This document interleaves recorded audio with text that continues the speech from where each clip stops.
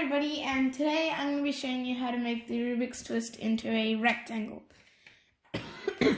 So it's really easy. So grab the first two pieces, turn it twice, count one piece, turn it twice, count 4 blocks and turn it twice, 1, and then turn it twice, 4, then turn it twice, 1, turn it twice, 1, 2, 3, 4, 5, and then turn it twice, and then another 3, and then turn it twice, and there you go.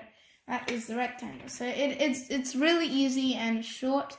So yeah, that's pretty much it for this video, guys. If you liked it, please make sure to hit the like button, which is right down there, as well as the subscribe button, which is right next to it. And goodbye. See you in my next video.